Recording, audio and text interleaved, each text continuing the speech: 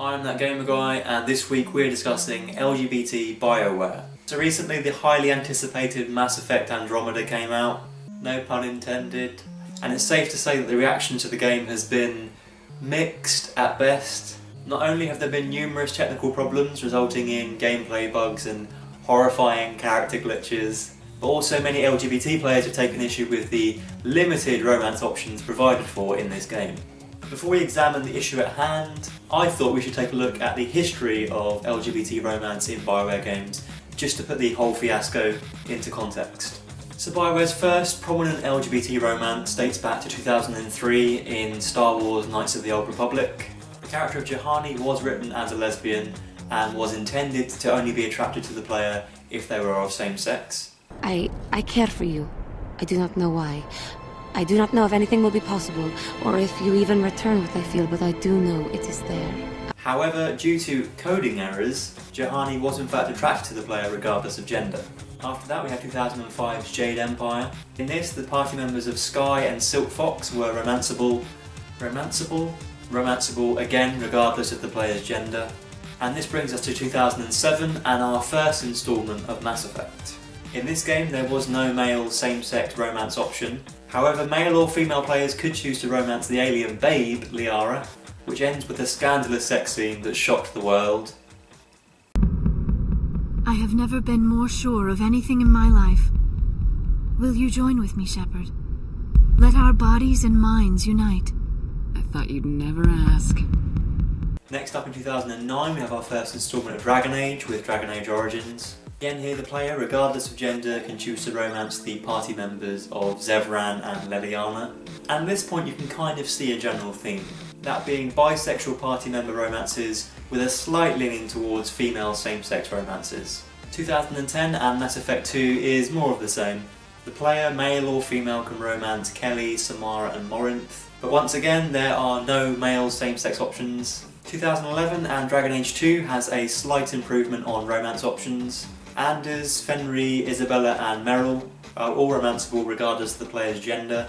Also in 2011 we had Star Wars The Old Republic, and initially this game didn't contain any same-sex romance options at all, which in itself created a lot of criticism and backlash, forcing BioWare to introduce same-sex romance options in patches and expansions. And in 2012 we have Mass Effect 3. This game saw a vast improvement on its predecessors. Whilst the party members of Kaiden, Diana and once again Liara are romanceable regardless of the player's gender, the party members Steve Cortez and Samantha Trainer are expressly homosexual, making Mass Effect 3 the first in the series to include male same-sex romance options. Stay here with me, till the call comes. Of course. Not one moment for granted. And finally, in 2014 we had Dragon Age Inquisition. Again, an improvement on its predecessors. This game includes two bisexual romance options, the Iron Bull and Josephine, but it also includes Sarah and Dorian, again both of whom are expressly homosexual. So let's be foolish. Odd habit to break. I'm good at breaking things. Hopefully not everything. Care to, inquisit me again? And this brings us to Mass Effect Andromeda. Firstly, I haven't played this game, so I can only comment on what others have said.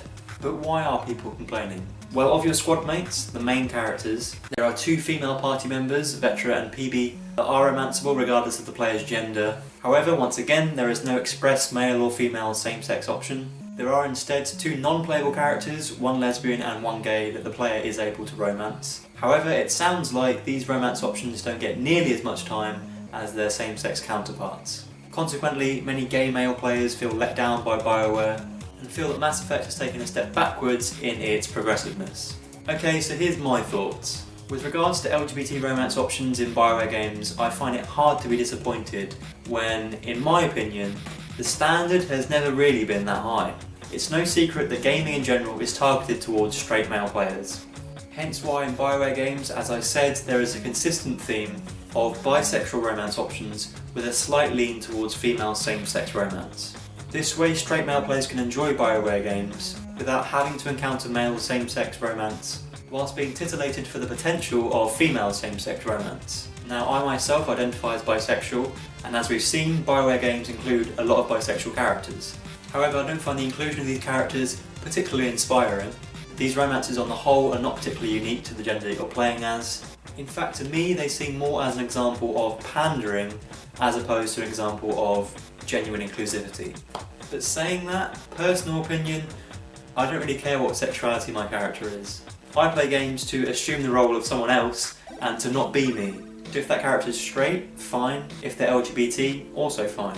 I understand why people are annoyed, and I understand that there does need to be more LGBT representation in video games.